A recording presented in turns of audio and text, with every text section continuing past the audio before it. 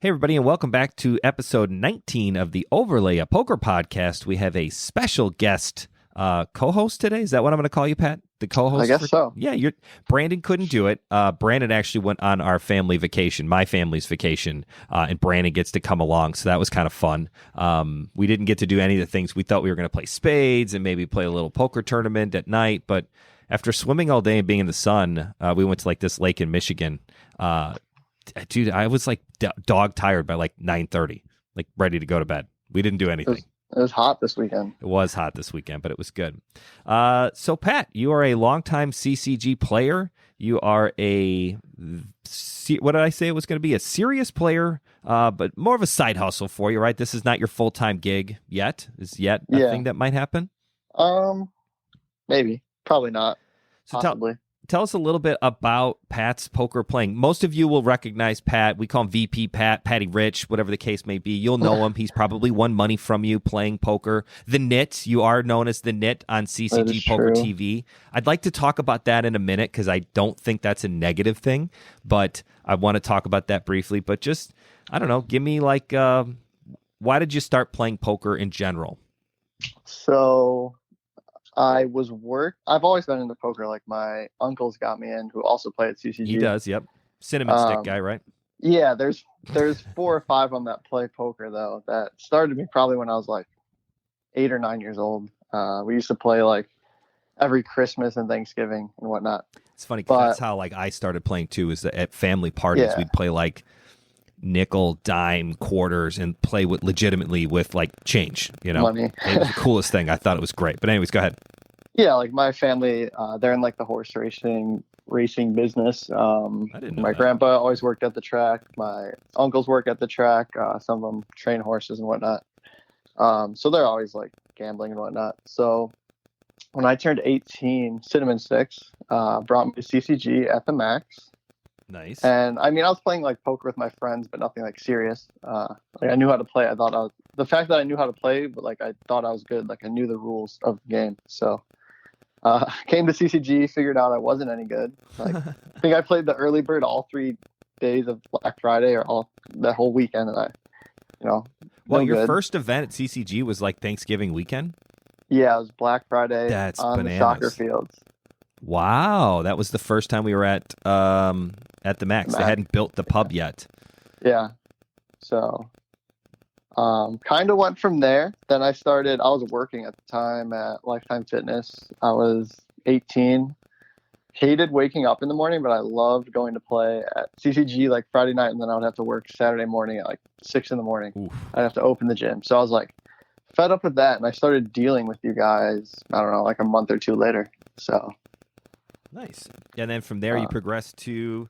Then I was in school at the time as well. I was at College of DuPage at that time. Now I'm at UIC for art education. I got 1 more year. Nice. Student teaching this year, so that should be interesting with COVID. Not too sure how that's... Student teaching this year. Now, are you going to teach high school, middle school, elementary school, all of the above? I'm in the high school, so originally my degree was secondary education only, but this year they made it so I could teach K through 12, but most likely just sticking with high school for now. Nice. That's my plan. High school kids are easier to deal with, maybe? I don't know. There's probably... Perhaps. It's got to be tough parts There's on all of definitely them. pros and cons in both. Yeah, for sure. But yeah, I'm mostly interested in high school. So I don't know how that's going to look with COVID, but... Yeah. We just found out for my kids, my daughter starts kindergarten this year. Nice. Or at the end of the summer, and they are going to wear face masks. That's like a thing. They've came out with it. Illinois School Board, they're doing that, which, you know, it is what it is. Like my daughter doesn't seem to like think it's weird. Like she thinks it's kind of funny, like, so, which is great. That's kind of what you want and going forward. And that's what it is. But, you know, we're trying to keep positive and just kind of roll with the punches. That's all you can do.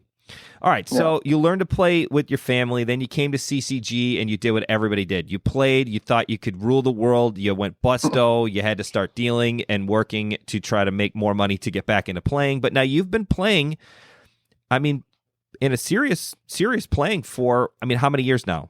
So I think I started dealing like the beginning of 2015. Okay. And I like my plan was I'm gonna save money, which because I didn't have a bankroll or anything, I'm gonna deal with CCG, make some money, but at the same time I'm gonna like learn the game, and then literally when I'm dealing, I could like just be surrounded by poker, like seeing how people play, like who are the winners, who are the losers, what are they doing. So I'm like learning the game as I'm making money, which was Nice. cool. Um, then I think I broke my foot in basketball, and I like didn't deal for like 2 or 3 weeks, and I was like really studying the game because I had nothing else to do. I couldn't even like go outside or whatever. Right. I was like, when I come back, I'm just gonna try and play for like a month and see what happens. And I think that was like June or July of like 2015, and Nice. then from there, I've just been playing ever since. Just rocking it out and going Yeah, from I there. mean, the first year to year and a half was definitely like rough. That's where the Pat the Nit days come in. Like that's where the name comes from that era of Pat. Because you are a very tight player. I mean, so like I said, I didn't have much money.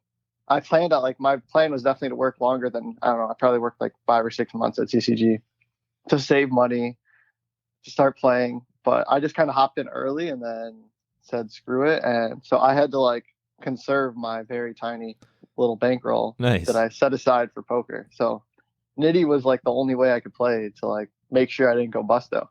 Which is it's like a crazy thing to think about because most players do the exact opposite. They like Right. they were like, oh, I got to get in on this one pot. They're playing a very short.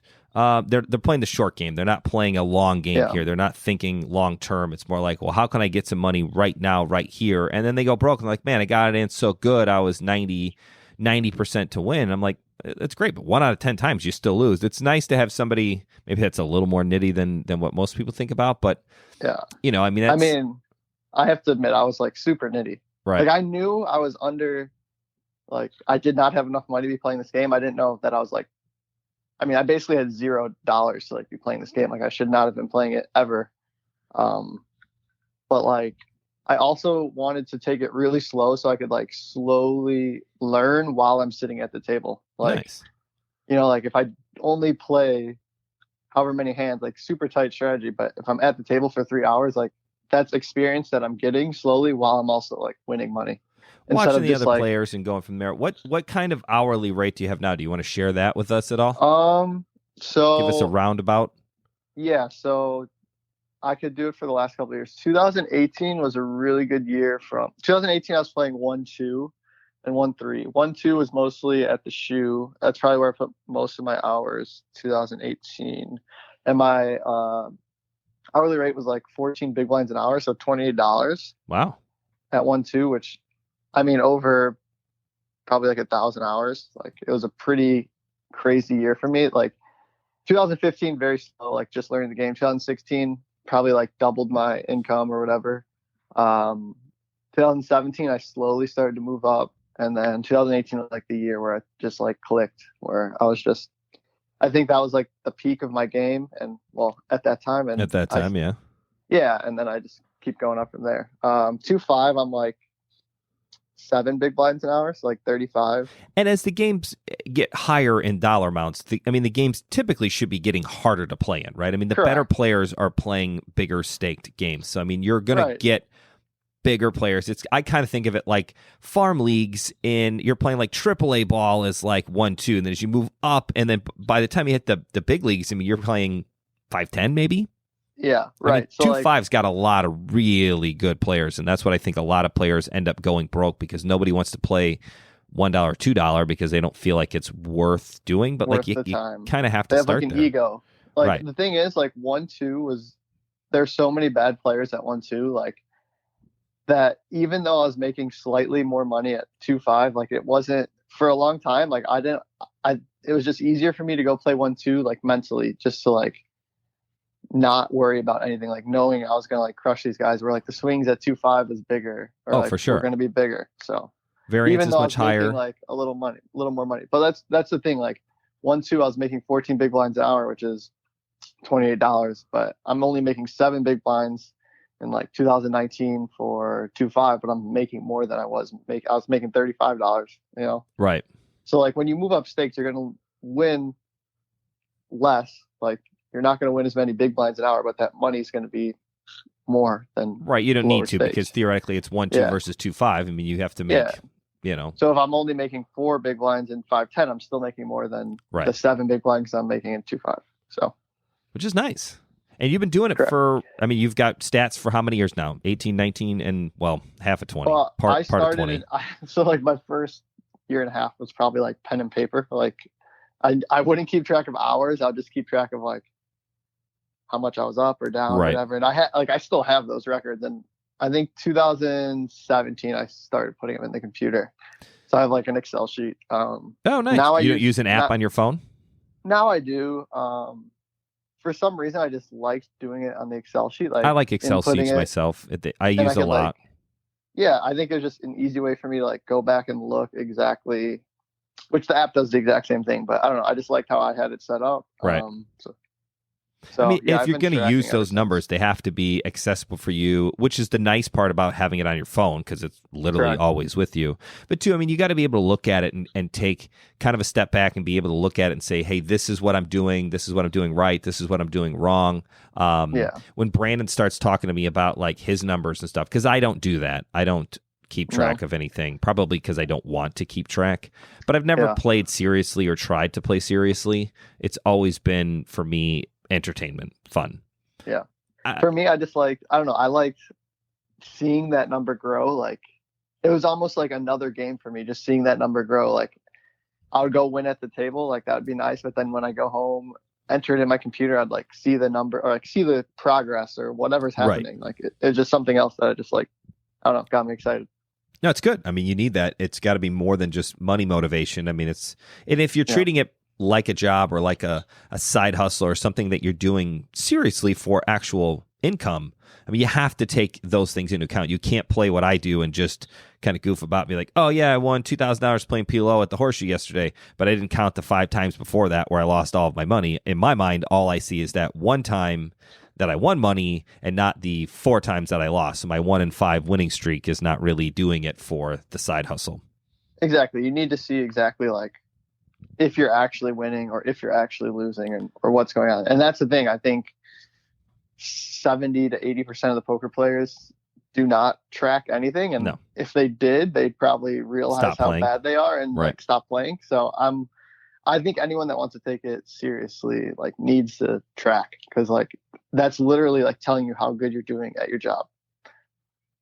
And that's ultimately why you play. You play for it as a side job, right? I mean, your main gig here is to it's for school and to go that route. I mean, I think when I had the job at Lifetime, I hated working like the weekends, right? Or like even when I was dealing at CCG, like I have so many other hobbies like that take up. All my other friends are off on the weekends. Like I hated being like locked up on the weekends or whatever. I just didn't like the whole like 9 to 5 or like being obligated to do something. So I think the reason I started to play it was like freedom. First of all, I liked the game, but more like it was so I could do other stuff like whenever I want to do it. Which is great. I mean, the idea of being able to have a job that you can, do what you want. I mean, that's the American dream, I think, now, is that people want that ability to, like, I want to work when I want to work, and I want to goof off when I want to goof off. And if you can be successful and still make enough money to live the life you want to live and do it on your own terms, I mean, that's a no-brainer. I don't think anybody would say, no, that sounds shitty. I'd rather work 9 to 5 for a boss that I hate at a job that I dislike. Nobody wants to do that. Right. All right, well, let's talk about, you did mention some of your other hobbies. What are some of Pat's other hobbies? Because I'm excited to hear about one of them at least. And I do follow you on Instagram, so I do like seeing the BMX stuff. Is that what it's still called? So like, BMX is like something I've always been into. I think freshman year of high school is when I first got into it. And I started riding pretty seriously. I ride for a bike shop, Let's Roast Cycles. They're in the city. Nice. So like we would go on little trips or like it's nothing like super serious, but I definitely have like a whole set of friends that are in the BMX community. Unfortunately, one of them is Dapper. So so side note on that, like I met Dapper. I like followed him on Instagram just because he like knew or like someone in the BMX community, like I knew him or whatever, and he's from the area. So he lives close to you. So I never met him. Then I'm at CCG that first weekend that I've ever been there. and I saw him post like on Instagram that he was there. So that's when I officially met him. And I was like, I didn't know what I was getting myself into at the time. I just thought he was a normal guy. But He yeah, has his that's how I met moments of Dapper. normalcy. Yeah, that's how I met Dapper. That's hilarious. But yeah, BMX obviously a huge part of like who I am, and that's kind of why like I started playing poker, was because I wanted to like go on trips on the weekends or like go with my friends, and I couldn't do that when I was working like 6 a.m. till 2, like I'd be tired or whatever the case. Right. So I was like, man, I was missing all that stuff. Other hobbies, fishing, obviously. Oh yeah, if I anyone forgot knows about me, fishing. do a lot of fishing. I have a little John boat, a couple kayaks. Recently, most of my time's been going to disc golf. Yeah. FROLF, as other people like to call it. Is it FROLF or disc golf? Is which one's like the preferred name? The preferred is definitely disc golf. Like if anyone calls it FROLF, they obviously don't. They're a hack. Like yeah, they don't play disc golf. I'm trying to think if there's Or like a like hack they knew word it. for poker. Like if you're like, oh, I'm going to play like 2-5, or if you're like, I am going to play the poker. I don't I'm know going what to play like cards or something. I don't know. right. What's the FROLF version of poker? But anyways, Yeah. So been spending a lot of my time, especially when COVID hit. Like because it's an outdoor sport, you can be socially distanced, which is so nice. like the courses, most of the courses were still open for at least a month. Then some of the courses started to shut down. The one right by my house shut down. Manoli actually gave me a practice basket. So like Oh, I nice. was either just putting in the backyard. I bought a bunch of putters, or I'd take it to like a park that was open and just like go make my own holes or whatnot. Nice. And So- you've recently done quite well in are they like pro tournaments, semi-pro tournaments, So, amateur? How does this work? So the PDGA, Professional Disc Golf Association, Whoa. it's a non-for-profit, but like basically all tournaments are ran through their like you have to go through them to run it, even though they're not physically running it. So Right. like there's like an Illinois representative from the PDGA that like I was basically signed up for like 6 tournaments, and then all of a sudden when COVID hit, they're all like kind of shut down. Right. So like our Illinois State Board had to like make a decision if they're going to run or whatnot. So basically they all just got postponed. Yeah, all the Only a golf couple got tournaments for me got canceled this year, like every single one. And it's funny, one tournament ran, and it's the Ziegfeld Troy Open, which is there right on 75th Street, the little par 3 course. Yeah. And that's the only tournament that's running. Like all of my golf tournaments for CDGA, and I probably play like 6 or 7 or 8 tournaments a year. Yeah. Or try to. I mean, I play, some of them are you have to qualify into, and I don't always qualify. Like you still have to play well to qualify in. So it sucks because like everything got canceled and like nothing is running. But anyways, I feel your pain on that one. So tell me about your big So premiere I signed up. So PDGA has like different like divisions. Okay. They're called. So like you could be like, so you basically compete against your division, and like you're put on your division based on your rating. Rating's like a handicap. So disc golf ratings like range from like 700 or like 0, I guess, but like usually like 700 to like 1,000's like really good. There's only probably like 200 players above 1,000 rated players. So the higher the number, the better you are? Correct. So Okay. like there's different divisions. So if you're like like certain divisions, like you can't play, there's like restrictions. So if you're like a 900 or higher, you can't play in these divisions. So like you could always play up, but you can't play down. So going into this year, I was like a 927. I only played one PDGA event or something. So I had like a 927, which is like solid. I was in like the intermediate. That's what it was called, intermediate. There's like 2 below it and 1 above it, basically. Okay. Division. So it's like where your normal play. I would say that's like the most popular. Like you're not anything crazy good, but you're not terrible. But then when COVID hit, like I said, I was playing a bunch, whatnot, and all these tournaments got pushed back and canceled. And when they announced that they were going to like reopen them, there was one that was like, I think the beginning of June. It's like, I really want to play that one. And I looked and all the registration was filled except like there's a division called Pro or like Open, and there's 2 spots open in the Pro division. I was like, you know what? Screw it. I'm gonna play. Like I just want to play. Yeah, I just want to play. Like I've been in my house for a month. Like I just want to do something. So ended up signing up for that one, and I shot really good, and I improved definitely since COVID. Just playing a bunch in my backyard and at the field or whatnot, but ended up taking second. So Nice. in the Now, pro division. How far out from first place was that? I mean, was it like a So few shots? I basically should have won. I missed like a 10-foot putt, which in disc golf is like basically missing like a foot putt in golf. What? So I missed a 10-foot putt on my second round. We played 2 rounds for this tournament. Ended up being tied for first. So we went to a playoff, and I lost the playoff. But I didn't know it was a playoff loss. That's way. Yeah. I mean, that's crazy town. So it was rough. Like, I knew the putt happened early in the second round, and I was like, I know that's gonna haunt me, but the back 9 I shot super well. I always find that when I play golf, and I can only do it for serious games that I play seriously would be golf. That's it for me. I don't really take anything else very seriously, but I take golf very seriously. And you know that. We talk about golf all the time. And sometimes when I do that in a tournament, I'll miss a short putt early, I feel like the course owes me one, so I feel like I get to make up for it later. So it's kind of a weird thing. Now, I have also been in the thing where I've missed a very short putt late in the round. I got second place in a tournament 2 years ago, one of the City Am tournaments. And for my group of guys that I play with, we call them like major tournaments. I mean, those are like our 4 majors. It's all the guys from Chicago that play. They get really good fields.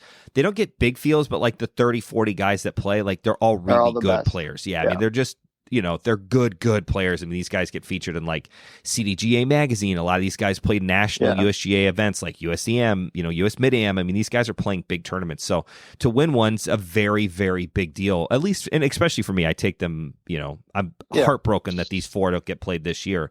But anyways, I did the exact same thing. I missed this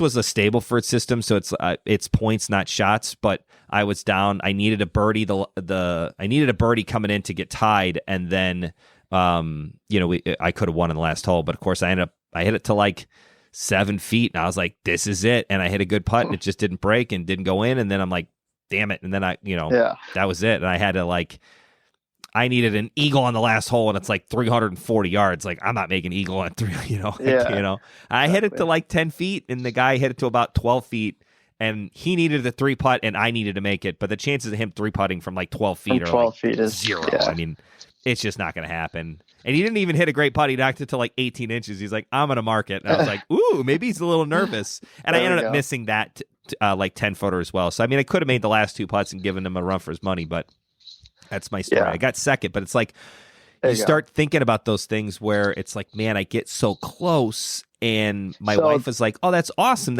I'm like, yeah, but like you only get so many opportunities. Yeah. It gets hard to do that, especially at that level where, playing in a pro, I can imagine it's gotta be the same thing. Like, so also with like the PGA, there's like different levels of tournament. So like there's called C tier, B tier, and A tier, and then nationals. So like C tier is like your local tournament. Like, for example, the one I played was like a C tier, like it's the Joliet area one. So like you could expect some people from maybe like Michigan or like Wisconsin, but it's basically like local tournament. Yeah. Then they have B tiers, which is like regional, such as like more people from the Midwest. It's like a multi-day tournament. It's not one day. It's like 2 or 3 days or whatnot. And then they have like A tiers, which are more like kind of like national tournaments where players will travel from everywhere. It's definitely at least a 2-day tournament. Like more people are playing, more expensive, whatnot. So mine was a C tier, which basically a lot of the B and A tiers have been canceled this year, or like at least postponed from COVID. So even though it was a C tier, like Joliet is one of like the biggest disc golf cities in America, I would say. Like, really, they have 6 or 7 courses down there in the Joliet area and they have a pro shop. Like the people running the scene down there are like definitely they're definitely like known around the map. So it would have been nice to win one. And it was funny because like I was playing, I have like a disc golf bag that like beginners start, like that's they use, like it's like, so like people are like, who is this kid? Because like everyone in these local tournaments kind of like know each other. For sure. It's like it's the same 20 guys playing against each other. Poker players are the same way. It's clicky. Exactly. You get in a game at CCG or at the Horseshoe or at Harrah's. Exactly. It's Harrah's, clicky. For sure. They don't want Exactly. outsiders in, although you need outsiders to make it beneficial. But anyways, Yeah. well, They were not like mean or anything. They're just No. like, who is this kid? Like, we've never seen this kid before because And I've only thinking played you're a one chop event because before. you got like this beginner's bag and that was the thing. I just wanted to like compete with them. Like, I knew all these names. I was like, I just want to not come in like last. I want to sure. make a fight. Like, I knew if I had 2 good rounds, like I could definitely place or whatever. But I didn't expect to do we that weren't well. keeping we weren't keeping score. Like, we were keeping score, but like I didn't know going into the last hole. The guy asked me, he's like, we knew it was between me or one other player, and we were like, do you want to count up the scores because I think we're really close? And I was like, no, I kind of just want to play. So we were tied going into the last hole, not knowing, and I had a putt that I definitely could have made, and that putt he definitely could have made. We both missed. Then we counted up the scores and we were tied. But like, if I knew that was like a super important putt, like would have changed anything, I don't know. But yeah, it's hard because then it's like it's the added pressure, which is difficult, exactly. and it's hard to play with pressure because. I mean, actually, the next question I want to go into and to kind of bring it back to poker, what's your biggest? We now know your biggest score in disc golf. What's your biggest score in poker, tournament or cash game, whatever you want to do, or if you got a good story for both, let us know. Like what's that biggest score? I'll start with St. Valentine's Day Massacre, which was this year. Oh, nice. That was my biggest tournament score, which I think with bounties and everything, it was 4,200. Nice. I don't play many tournaments. You do not. I try. Although and you play have you have a really good game for tournaments, though. You're patient and aggressive and tight, and that's what you need to do to play tournaments. But anyways, so Cinnamon Sticks, my uncle, that's what you guys call him because he chews on cinnamon sticks. Mm-hmm. But for people that don't know, right?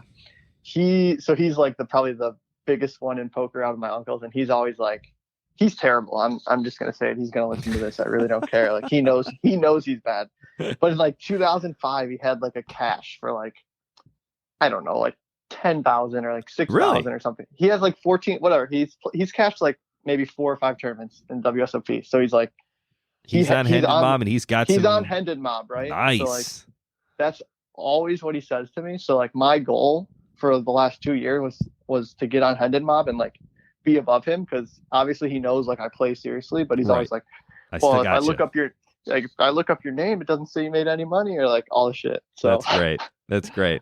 But you need that little bit of rivalry to, it gives you something to work for. It gives you something. Right. I mean, that's 100%. Because like my brother and I growing up, I mean, that's what we did playing golf. We were always competing with one another, trying to be the better of the two. And that drives you to be better in general, which is, you need that. Right. Everybody needs somebody, villain or, teammate to make you play better.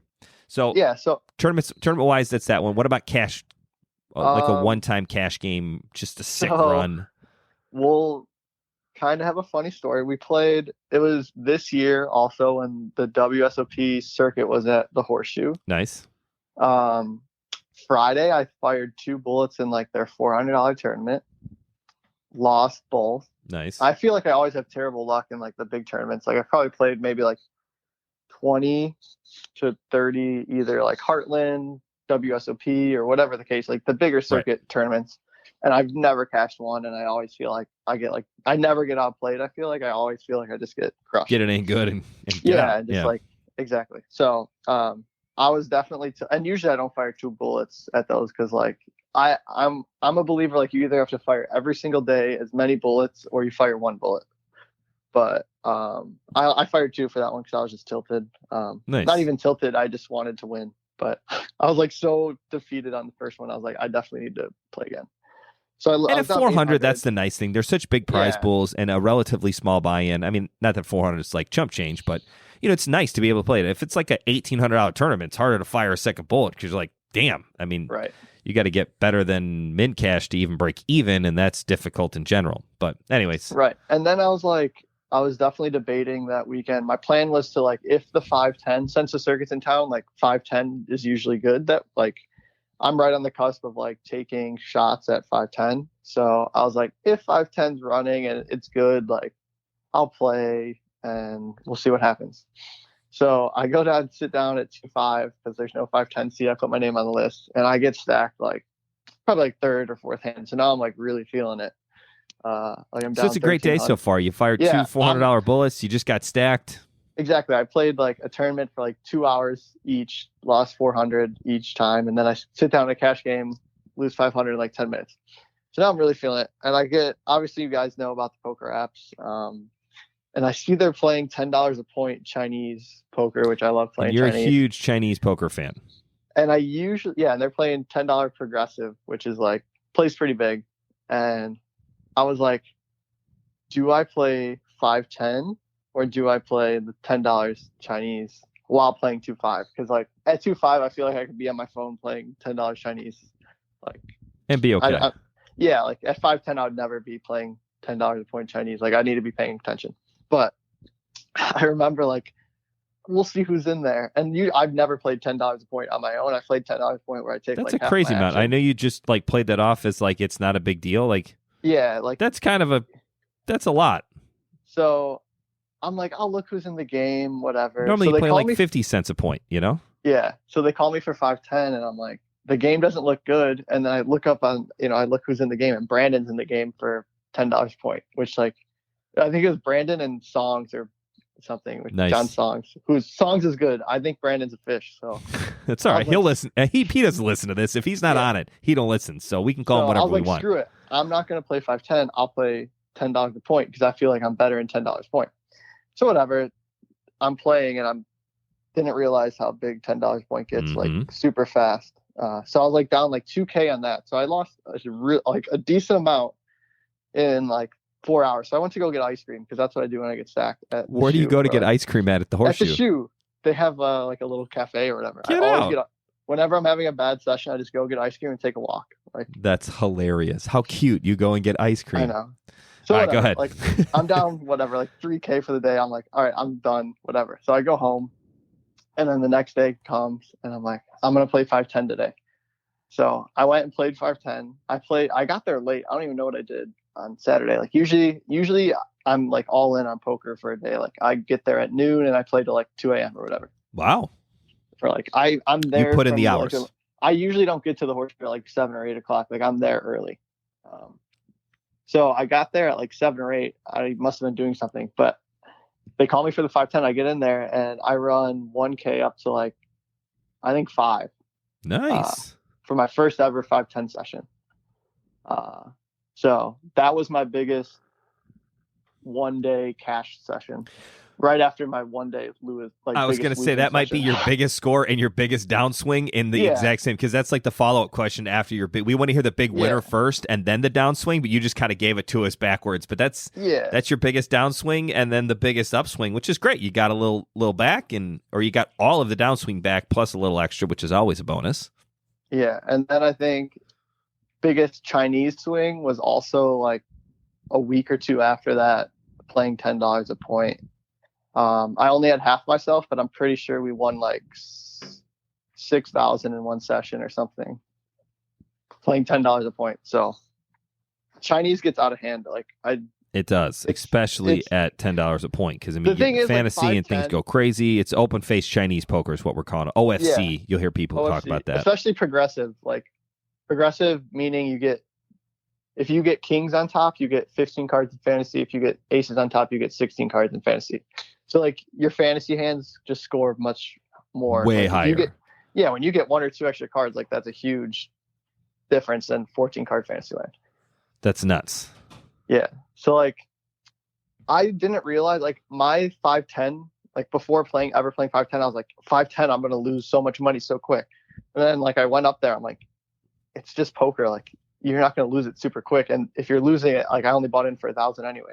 And then I'm like, Chinese, I lose 1,000 in one hand, like, and then I still have to play the next hand. Like, like you're dealt in the next hand. Like you don't have a choice to bow out. Yeah. Yeah. Like it's crazy. Like money is shifting so quick, like in Chinese, which is like why I like it, but I don't know. That's good. I mean, it's the rush. That's what every poker player wants is they want that, they want the swings. It's the action. Action drives the game. Well, I want to say thank you for doing this with us and being on the podcast. I know we jokingly like to call you the VP of marketing. You always come up with good ideas for CCG in general. And I think I take some of them. I've used some of the VP Pat's ideas. I swear the live stream was maybe my idea. Or at least you were definitely like 100% behind it, where you're like, this is a great idea. We should be doing this.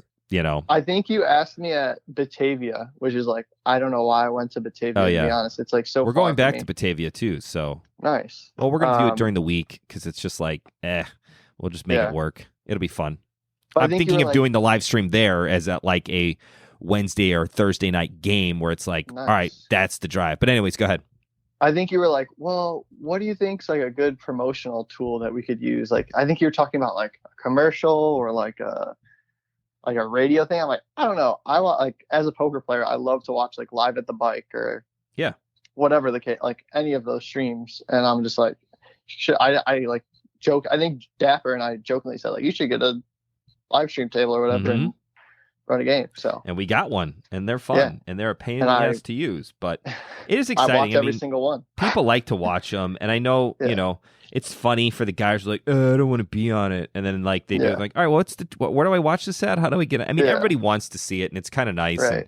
And, we don't play the stakes that like Live at the Bike gets to play to make it where like other people want to watch it, but I think for the players that come to CCG, like it's cool to see you and like play in a tournament where you could possibly be on the live stream and see yourself and see how others are playing, and it's fun. And you get to see if you make good laydowns or bad laydowns, or I think it's a positive that you guys don't play the same stakes because there's not content out there where you could watch a $50 tournament, or like $100 tournament, or which is fun, a 1-3 cash game, like with some really bad players, like, and some really good players too. Because I've seen some moves and stuff, and I was like, wow, I am very impressed. I've seen you do things where I was like, haha, Pat the Nit. One of them was like, you had 7 deuce and you guys were playing the 7 deuce game, and like you were very early to act and had 7 deuce, and I was like, I think you even 3-bet it, and I was like, oh my god, he's totally gonna get. I remember doing the commentary with Brandon. I was like, Pat is the only guy, not the only guy, but like he's the perfect guy to make this move. Like he is going to get massively paid off with 7 deuce, not see a flop. Nothing's going to happen.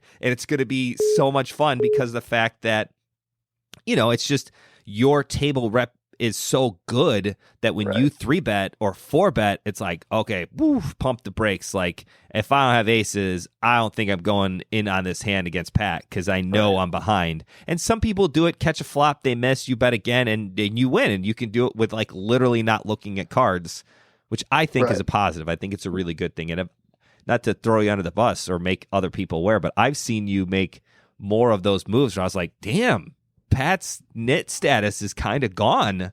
Right. But Brandon says the best poker image to have is to be a little loose, but have everybody think you're extremely tight so you can make moves where other players can't do it. I bet, and everybody's like, I went in on this. It's like a dog pile. And even if I have good cards, like it doesn't matter. I still got to fight against 4 other guys, but it's fun. But anyways, I want to say thank you for listening and supporting CCG and being on the podcast and telling us your Pat stories and, giving us good ideas. You always give us good ideas. Right. Shout out to the Grinders, CCG sponsored basketball team. I forgot about that. Yeah, you're part of my basketball team, which is great, which I only wanted to do so I could say I own my own basketball team that I've never seen play. Maybe after we're COVID. Gonna play anytime soon. Yeah, basketball is a tough sport to get back to. Although the NBA is coming back soon, aren't they? Maybe. I think so. Anyways, thank you for listening. Thank you for supporting. Make sure you hit that, like button and share us with your friends. And Pat, as always, thank you for being on the podcast with us. And we will see you at the next CCG event soon. Sounds good. All right, everybody. Thank you.